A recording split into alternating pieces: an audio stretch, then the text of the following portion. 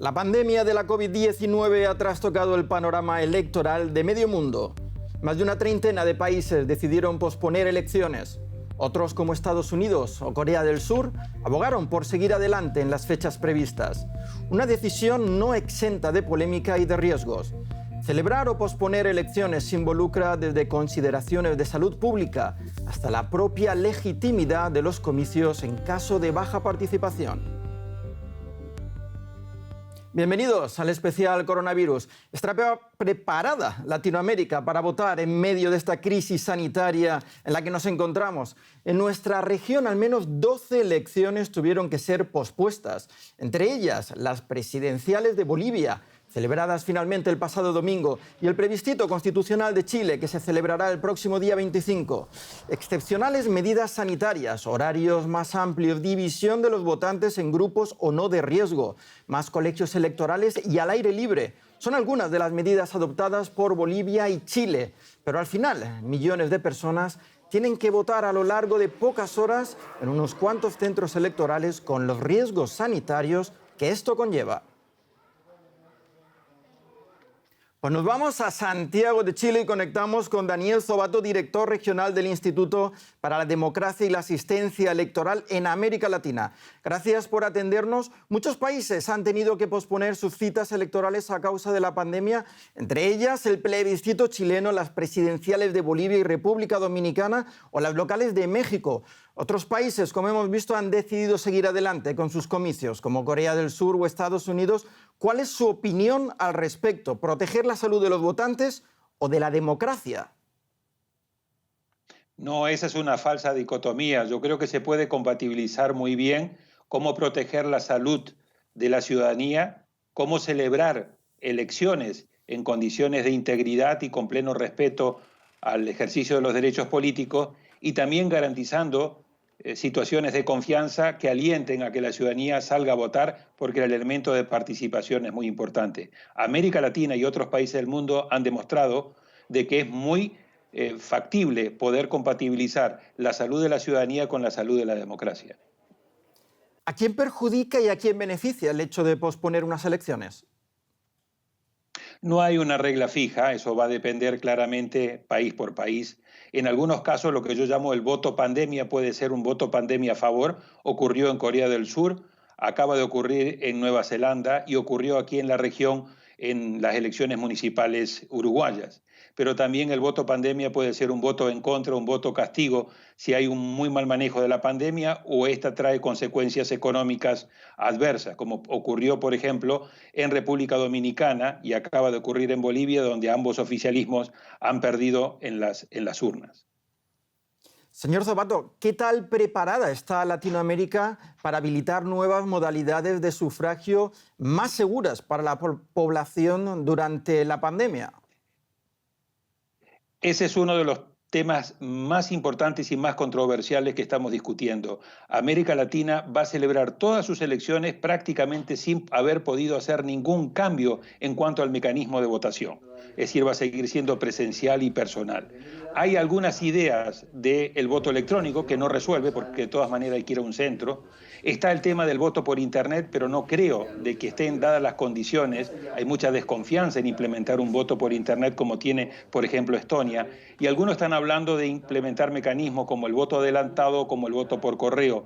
Pero hoy por hoy hay todavía demasiada desconfianza en esta región, caracterizada por la desconfianza en las instituciones y por la desconfianza interpersonal, para hacer cambios tan abruptos. Así que yo creo que vamos a seguir votando, al menos en las próximas elecciones, con el mecanismo más tradicional. Y brevemente, ¿qué cree usted? ¿Cree que veremos más elecciones pospuestas en la región en los próximos meses o años? Va a depender muchísimo de cómo evolucione la pandemia y yo lamentablemente no tengo el conocimiento como infectólogo para poder decir, pero aún siendo hoy en este momento América Latina el epicentro, uno de los epicentros más importantes en materia de pandemia, hemos demostrado, vuelvo a decir, en República Dominicana, en Bolivia, en Uruguay, que tomar en cuenta la participación electoral en Bolivia fue del 87%, la de Uruguay en las municipales de septiembre fue del 86%. Se puede compatibilizar, esa es la idea central. Si se trabaja bien, se puede compatibilizar la protección de la seguridad y de la salud de la gente, con el ejercicio efectivo de los derechos políticos, con la realización de procesos electorales que tengan integridad electoral y adecuados niveles de participación ciudadana. Señor David Zobato, muchas gracias por estas informaciones. Con muchísimo gusto, un placer y gracias por su invitación. La próxima cita electoral en Latinoamérica será el próximo domingo con el plebiscito nacional de Chile. Una cita que inicialmente estaba planeada para el 26 de abril y tuvo que ser pospuesta por razones sanitarias, como saben. José María del Pino, ¿qué medidas de salud y seguridad han sido implementadas para esta ocasión? Aquí a mi espalda el centro neurálgico del próximo plebiscito del domingo, donde se ha tenido que armar un protocolo sanitario completo. ¿Qué es lo que va a ocurrir? Cada chileno tendrá que llevar su lápiz, un lápiz azul. Se aumentó en un 30% el número de locales de votación para inhibir que se creen filas. Todos usando mascarilla de manera obligatoria, lo que es aún obligación también en todo el país. Adicionalmente a ello, los vocales de mesa, es decir, las personas que te recepcionan en cada mesa, con guantes, mascarillas y también la máscara plástica que permita inhibir cualquier posibilidad de salpicadura. Van a haber solo filas de 10 personas de votantes, el resto va a tener que quedarse fuera de los locales de votación y entre las 2 y las 5 de la tarde habrá un horario protegido para mayores de 60 años y personas con enfermedades que los hacen ser de riesgo ante la COVID para que vayan a votar en ese horario protegido. En Chile, finalmente, se vota normalmente durante 8 horas. Este plebiscito del domingo votarán durante 12 horas, desde las 8 de la mañana hasta las 8 de la tarde. Muchos se preguntan qué pasa con las personas que, por ejemplo, están enfermas de COVID o en cuarentena sanitaria o tienen síntomas de resfriado. ¿Pueden ir a votar o se les va a privar de este derecho? Hay que hacer una distinción. Aquellos chilenos que tengan un PCR positivo están en un sistema integrado de información que se llama EpiVigilia. Ellos tienen cuarentena obligatoria y no se legisló para que existiese un mecanismo de voto como el voto a distancia que escuchábamos recién. Eso no ocurrió, por tanto, quienes tengan cuarentena obligatoria no pueden ir a votar y se les va a inhibir derechamente el derecho, valga la redundancia, que tienen para ir a sufragar. Pero por otro lado, por ejemplo, si llegase una persona con síntomas de resfrío o en un control sanitario en un local, descubrieran que tiene fiebre, a esa persona no se le puede negar el voto. Hay protocolos sanitarios para que pueda votar igual y luego sea derivado a un centro asistencial, porque al no estar sobre esa persona una cuarentena obligatoria, no hay ninguna medida que pueda invalidar que cumpla con su derecho a sufragio. Por tanto, hay lo que se ha denominado monitores sanitarios, facilitadores, miles de chilenos que han sido voluntarios, que los han reclutado aquí a mi espalda en el Servicio Electoral Chileno y que van a tener que hacer este trabajo de orientación y estar preparados para cualquier contingencia que ocurra el día domingo. Este pasado domingo vimos una manifestación multitudinaria en Santiago con motivo del primer aniversario del inicio de las revueltas en Chile. ¿Se teme un rebrote de contagios a causa de esta marcha? Ayer el ministro de Salud, Enrique París, apuntó directamente a los colegios profesionales y organizaciones territoriales que pidieron convocar personas en esta conmemoración y lo responsabilizó un eventual rebrote. Estuve reporteando ahí, les puedo decir que cerca de un 20% de las personas no portaban mascarilla y que existió nulo distanciamiento social en la Plaza Baquedano, el lugar donde se produce la mayor concentración. Evidentemente que hay un riesgo de contagios. Las autoridades han dicho que lo van a evaluar en los próximos 15 días cuando se termina el periodo de ventana de incubación, pero sí hay una preocupación en el seno del gobierno por lo que puede haber implicado un virus que empieza a diseminarse a partir de la marcha de ayer, pero que podría ser aún asintomático o con síntomas leves en la votación del domingo, lo que podría implicar un problema de salud pública futuro. José María del Pino, muchas gracias por estas aclaraciones desde Santiago de Chile. Un abrazo grande, buenas tardes.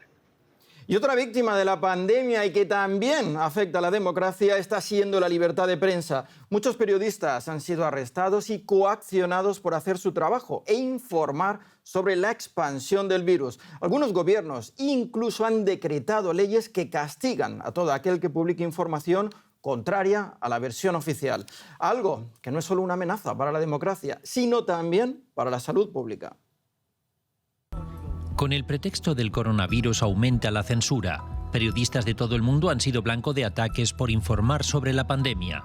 Esta lamentable tendencia comenzó en China, donde algunos informadores se atrevieron a desviarse de la narrativa oficialista. Xi Shewei compartió imágenes de hospitales desbordados en Wuhan. Tengo el virus justo delante y la fiscalía criminal detrás de mí. No le tengo miedo a la muerte. ¿Crees que te tengo miedo, Partido Comunista de China? Xi Shewei desapareció en febrero y no volvería a ser visto por sus amigos hasta septiembre. Fan Bing, otro reportero, continúa desaparecido. Había publicado vídeos confidenciales de víctimas del coronavirus. Reporteros Sin Fronteras ha documentado restricciones en la cobertura sobre la pandemia en casi la mitad de los Estados miembros de Naciones Unidas. Quien termina encarcelado corre un mayor riesgo de contagio. El periodista de Al Jazeera, Mohamed Monir, murió el pasado julio de COVID-19 tras haber sido arrestado, al igual que el reportero de Arabia Saudita, Saleh Al-Shai, encarcelado por documentar casos de corrupción. También en Alemania se registraron ataques a periodistas durante la cobertura de marchas de negacionistas de la pandemia. Los ataques deliberados a la prensa preocupan a la alta comisionada para los derechos humanos de la ONU. En todo el mundo, la COVID-19 está siendo instrumentalizada para limitar el derecho de opinión y la participación en decisiones que afectan a las vidas de las personas. En Rusia, China, Kosovo, Nicaragua y muchos otros países se registran amenazas contra periodistas, blogueros y activistas, en particular a nivel local, con el objetivo de acallar las críticas a la respuesta de las autoridades ante la pandemia. Especialmente ahora que la información puede salvar vidas, la represión a la prensa podría terminar agravando la pandemia.